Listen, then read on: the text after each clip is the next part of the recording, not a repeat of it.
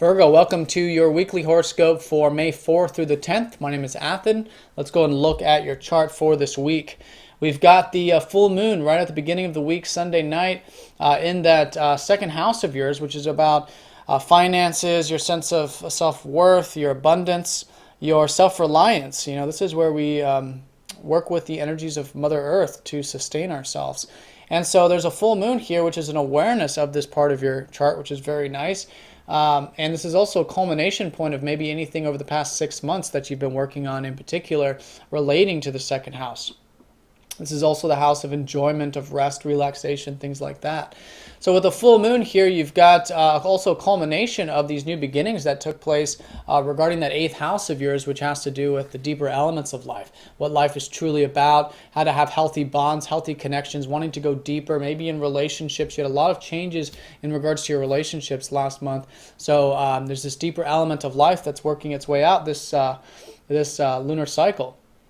And we'll continue for the next 2 weeks. Now, it's all about change. It's all about being truthful, transparent with ourselves, and then naturally that will transpire into other areas of our life. So I think you're very aware of, in this sense, what's important to you materially and what's important to you on that deeper level. So balancing these two areas can also be a high point of these two areas in the very beginning of this week.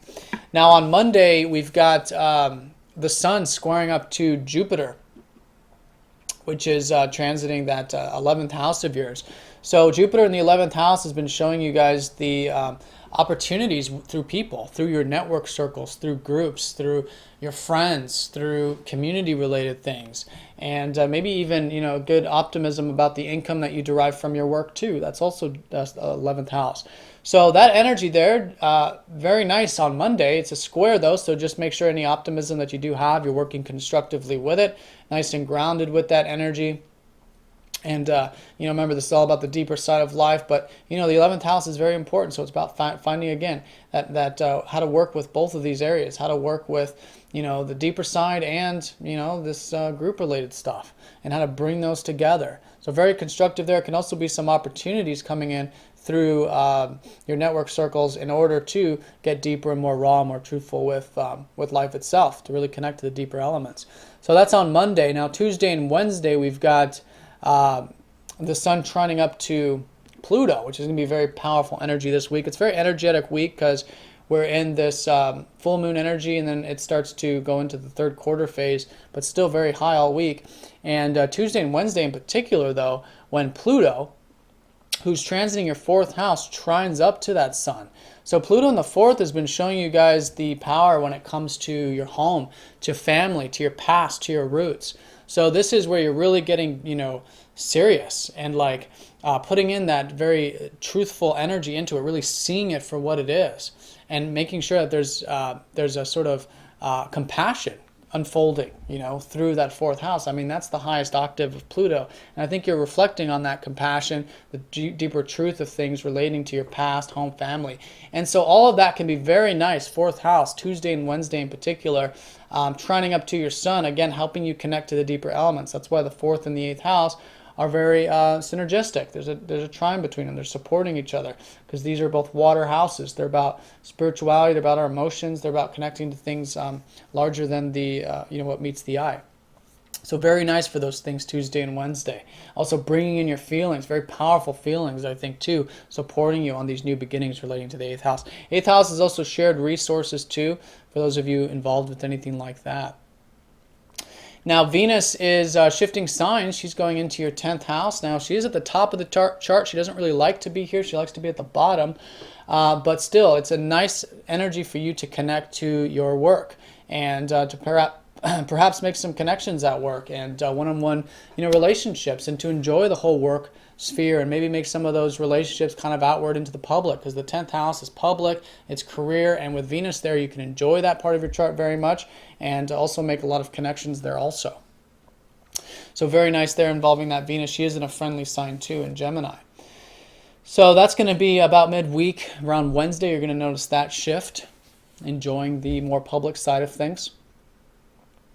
Now, Friday, Saturday, and Sunday, this weekend of this week, we do have a few aspects involving Mercury. Mercury is going to be trining up to the North Node, who's been transiting your first house, and squaring up to Neptune, who's been transiting your sixth. So in regards to that Mercury, first of all, Mercury's slowing down. He's about to go retrograde in that ninth house of yours next week. So I think you guys are thinking a lot about the expansive elements of life, the life path, what life is about, travel perhaps, philosophy, spirituality.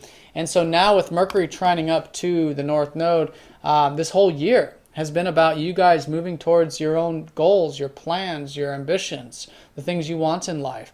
And so it's very supportive this weekend. So I really recommend a lot of these things relating to getting up, getting active, getting the energy moving forward in terms of your goals. With Mercury, you'll understand it, you'll see it very clearly in how it relates to your overall life, which is the ninth house, the big picture, the overall perspective. So that's very nice. Now, that Mercury is also going to be squaring up to Neptune, however, which has been in your... So Neptune in the sixth is about letting go of all the details, needing to have everything complete out. Like there's a whole divine process that's happening in terms of like the daily environment, the day-to-day. So it's very important when it comes to these things like health and day-to-day things that you have that non-attached, that letting go and surrendering trust in regards to that part of your chart. And it's in that trust that you'll find that support, because there's things flowing for you in the sixth house, but not by understanding it, not by controlling it, which is what Mercury likes to do. Mercury likes to understand, to actually do things practically. But over the weekend, just let go of anything relating to that sixth house, and there'll be a nice flow for you in relation to that. One other thing too I want to mention is on Sunday, this will be more of an energy of next week, Mars shifts into your ninth from your eighth, so things are becoming less and less about the eighth, becoming more about the ninth house, especially when your ruler goes retrograde here, later on next week. But you're driven, you're motivated, you're very energized about the life path stuff. What life is truly about, how you can get active, maybe doing some of those expansive things, getting involved with philosophy and spirituality, those types of matters. And, putting energy into that is essentially where you can gain a tremendous flow. But that'll be more of an energy next week. But towards the weekend, you'll probably see the shift. You'll probably feel it going into less of the more watery side of things, into more of the spiritual side of things, or expansive, optimistic, big picture, life path side of things.